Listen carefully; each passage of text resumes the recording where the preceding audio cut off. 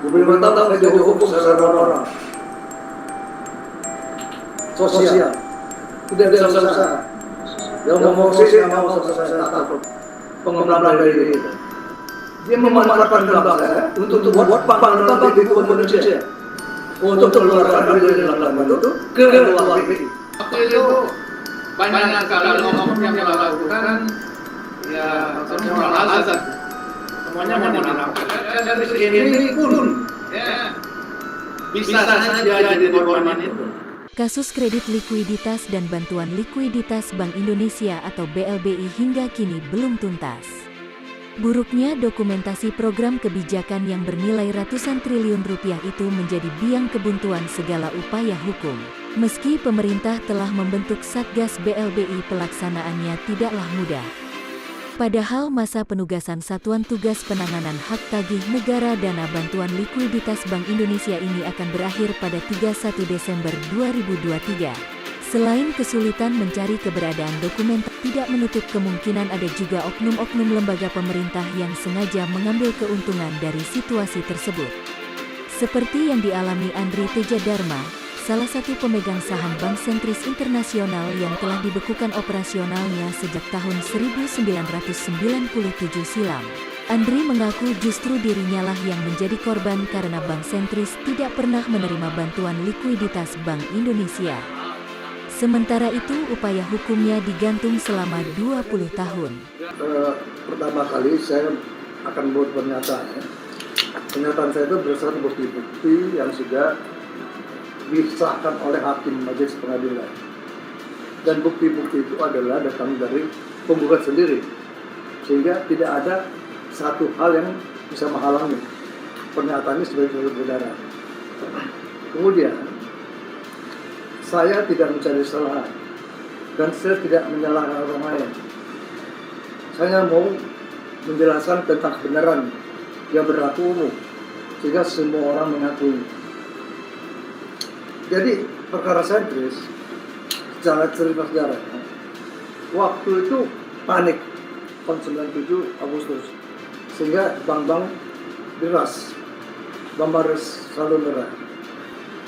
Saya pelopor yang menyerahkan jaminan kepada BI.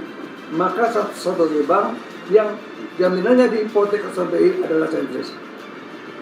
Saya menghipotekkan jaminan 452 hektar tanah milik PT Tiptur saya sendiri pada Oktober 97.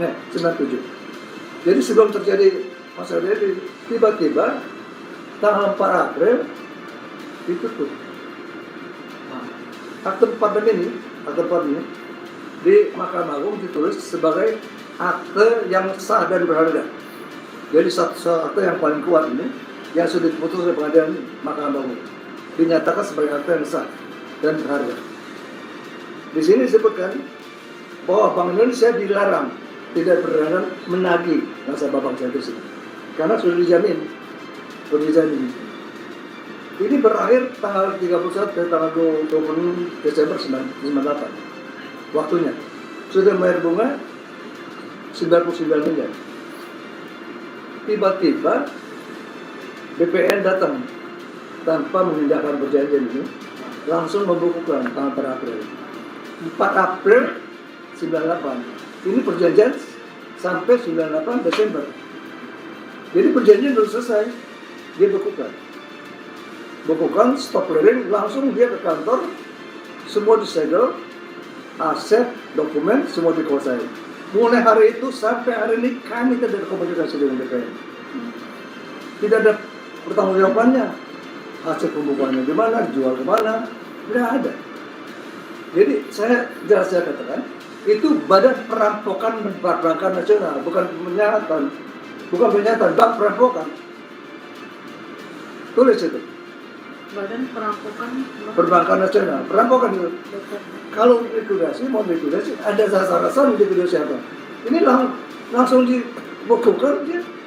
Kami nggak tahu ada berapa uang di berangkas, ada berapa mobil, nggak tahu. aset-aset.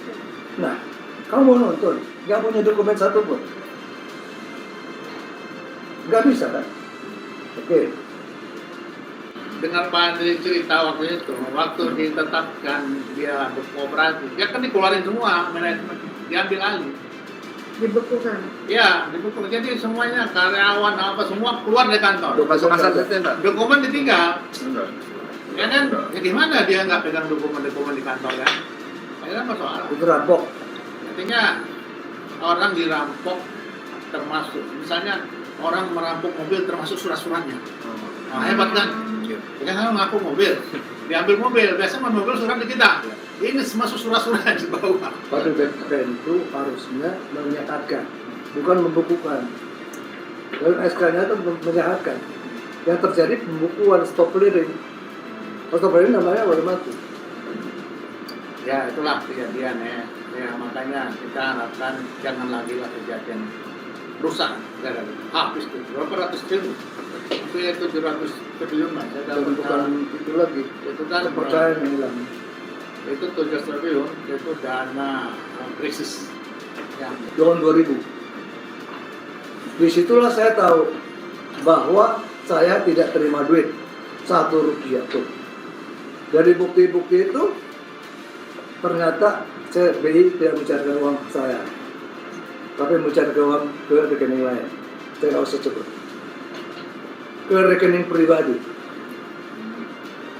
Di BI itu tidak boleh ada pribadi. Nasabahnya ada bank-bank. Tapi itu ke pribadi atas nama bank. Dan rekening itu tidak terdaftar di BI sebagai ikut clearing, tapi dia bisa ikut clearing. Dia bisa ikut clearing, hebat. Saya nggak usah sebut nomornya. Ya. Itu dia perbuatannya. Saya kaget, saya kasih tahu jaksa hakim. Saya bilang hakim cabut lainnya bukti. Ini membahayakan negara. Kalau saya bongkar membahayakan negara. Saya bilang kalau saya cabut saya salah negara. Dia ngomong sama jaksa, saya ngomong sama jaksa Susanto, Pak, cabutlah bukti bahaya. Wah kalau saya cabut kalah dong. Lah Bapak jangan mikir menang, Bapak pasti kalah. Dia bingung, kok bisa kalah? Kalah. Saya bilang tinggal kalahnya aja. Mau di atas ranjang jatuhnya atau di atas paku. Dia ngotot, ya udah, saya beberin. Ya, kaget aja. Kenapa nggak ngomong? Ya nggak mesti ngomong, nggak rahasia. Saya udah bilang cabut karena aib ini. Jadi betul-betul di atas paku. Akhir kata pengadilan dia kalah, digugat dia tolak. Hakim pinter menyelamatkan negara. Menolaknya dengan alasan saya itu sudah kasih jaminan. Kalau saya itu sebuah prestasi, kalau keputusan ada kalau kata kalau ada, udah jelas sebuah prestasi BI. Udah prestasi dan melakukan berbuat hukum. Jangan kalau lagi. Kalau saya itu sebuah prestasi, silakan gugat, silakan kita. Jadi gugatan ditolak, gitu loh. Kalah lagi dibanding dia. Dibanding dikatakan gugatan BPN terlalu prematur. DNO katakan. Kemudian dia kasasi 2002. Sampai 2022 nggak ada putusan. 20 tahun nggak ada putusan. Ini gila. Aneh, dia tidak mengejar. Dia itu kan yang bertanggung jawab, yang berkepentingan, mestinya mengejar putusan itu, nggak ngejar. Ada apa ini? Akhirnya bikin lagi Satgas ya. Kami dipanggil lagi oleh Satgas. Satgas itu tidak punya dokumen apapun waktu lagi kami, hanya mengatakan Bapak punya utang. Apa dokumennya nggak ada. Kami bilang rekening koran di mana, bukti penerimaan mana, perjanjian di mana, nggak ada. Kami tanya jaminan, nggak tahu. Kami nggak terima jaminan itu. Kami tanya pengadilan, nggak tahu pengadilan. Gila ya, Satgas itu, Satgas sebetulnya sebuah petugas dikasih bahan dong. Masa Satgas karena beko, nggak tahu apa-apa. Saya marah. Dia nggak tahu apa-apa. Ya akhirnya kami berikan dokumen jaminan pengadilan sampai menguji kasasi. Bulan Oktober ya. 2 minggu kemudian dia bilang, udah ada putusan Pak. Kaget kami. Kami ini mencari gerilya, cari website nggak ada, di situ sih ada. Kok bisa ada? Cepat sekali 2 minggu, jago kalau jago. Kami pikir betul-betul sadar saya, kami tahu pengadilan negeri, bukan negeri, memang ada. Ada putusan itu. Udah, kami pelajarin. Ternyata menurut kami itu diduga dipalsukan. Diduga dipalsukan itu.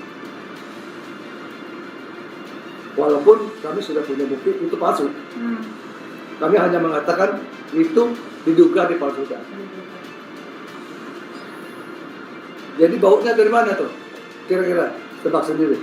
Kami nggak nyalahkan siapapun ya. Tebak sendiri dari mana itu? Siapa yang membuat? Siapa yang nyuruh membuat? Bisa tetap sadarkan sendiri. Ternyata dia sudah bikin putusan PUPR dan kuasa bayar. Pak Majoki bilang, kalau saya dapat surat itu saya harus ngajak berdiri. Bayangkan, orang sakit jantung mau dapat surat itu dibuang di halamannya. Paksa bayar 909, 1 kali 24 jam. 1 kali 24 jam harus bayar. Jantung mati itu. Anda kerja punya utang sekian, nomor 15 tadi. Hanya dasar hukumnya adalah keterangan dan jawaban pemerintah mengenai penyelesaian BMI pada rapat paripurna DPR 12/28. Hanya berdasarkan rapat DPR. Jawaban Presiden RI, pengusul dan anggota lainnya terhadap keterangan Presiden. Jadi Presiden dijual. Hanya 2 ini dasarnya. Bukan dasarnya bukti-bukti, bukan dasarnya utang. Ini PUPN gila. PUPN itu gila. Membuat putusan tanpa dasar terhadap utang 900 miliar. Bayangkan, yang terima orang tua Anda yang sakit jantung, mati nggak? Pasti mati ya? Iya. Jadi PUPN yang mendapat kuasa tertinggi, lebih tinggi dari pengadilan, telah membuat perbuatan hukum yang menyalahkan hukum, yang tidak manusiawi sama sekali. Terpaksa bayar itu lempar ke halaman, dilempar aja, tidak ada amplop, tidak ada tanda terima, lempar aja. Di sini disebutkan Bank Sentris dan Bank Deka misalnya alihkan BPN kepada Kejaksaan Agung, tapi tidak disebutkan sudah diadili. Padahal 2006 itu sudah diadili tahun 2000. Harusnya ditulis dong, udah di pengadilan. Jadi nggak fair ya. Sudah jelas ini tidak termasuk. Dia masih dibikin putusannya masukin. Dirjen kayak dia buta apa? Aku bekong nggak bisa baca ini. Ini baca ini menurut pikiran dia. Ini bikin dia juga. Rekam itu, sampaikan ke PUPN biar menteri tahu. Begini, surat ini dikeluarkan 2012 ya. Sri Mulyani mengatakan, habis konferensi pers, habis rapat paripurna 2008, Sri Mulyani mengatakan bahwa Sentris tidak bisa diurus selesai karena masih di Mahkamah Agung. Sri Mulyani ngomong 2008. Ini bisa-bisanya keluar BPK gini. PUPN udah jelas Sri sudah bilang tidak bisa selesaikan Mahkamah Agung. Dan Sri Mulyani nggak tahu bahwa udah putus, walaupun putusan itu diragukan 2006. Kalau dia tahu udah ada putusan, pasti dia nggak berani bilang 2008, dia nggak berani bilang masih ke Agung, pasti udah putus. Berarti benar-benar putusan itu adalah abstrak.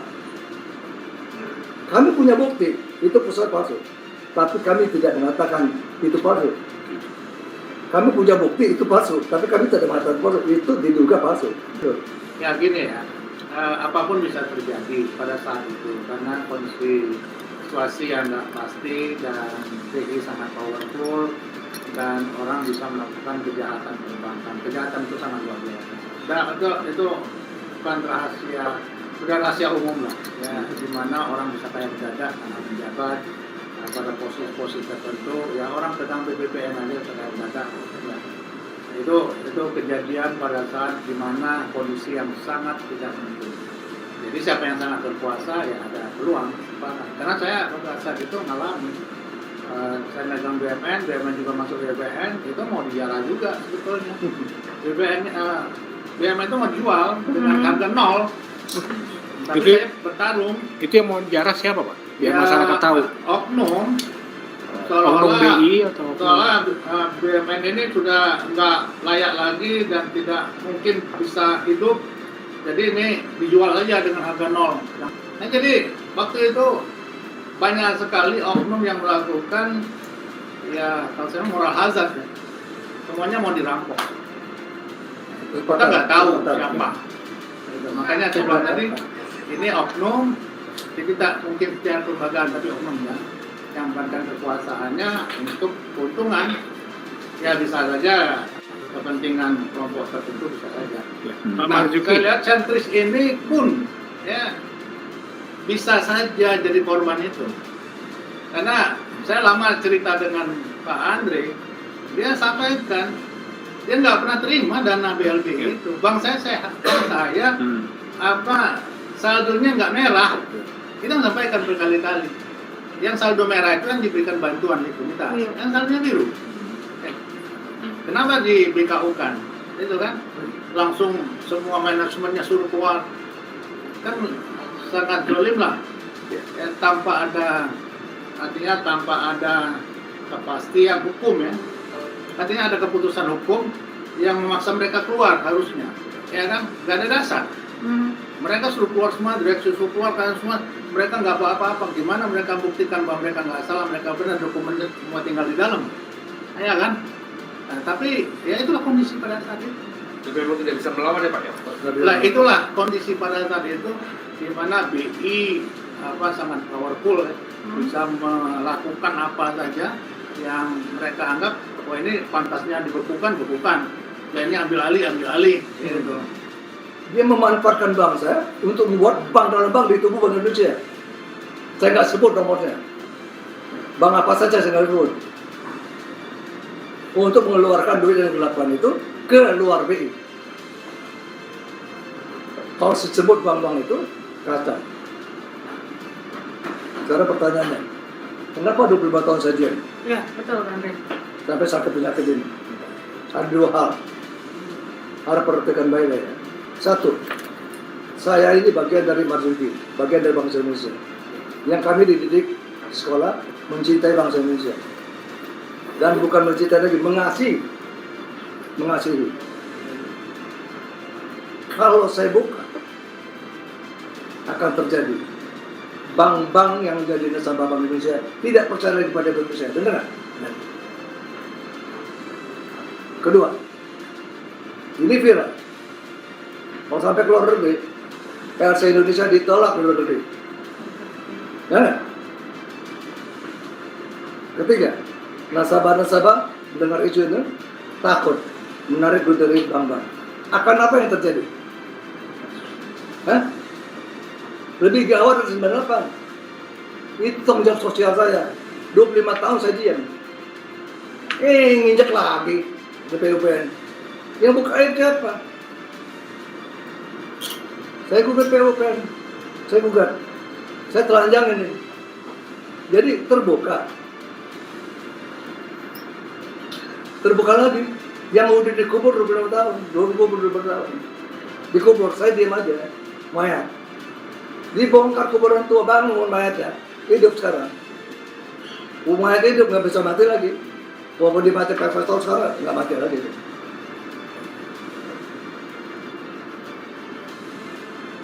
Artinya, saya udah umur 68 tahun. Sakit stroke. 7 kali desa. PPOK. PT liver. Jalan nggak kuat, dorong aja Pak.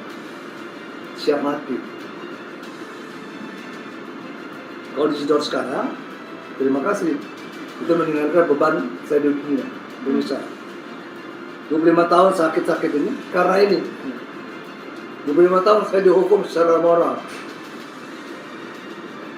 sosial, tidak bisa usaha. Yang mau korupsi nggak mau sama saya, takut. Pengemplang BLBI itu, bank takut.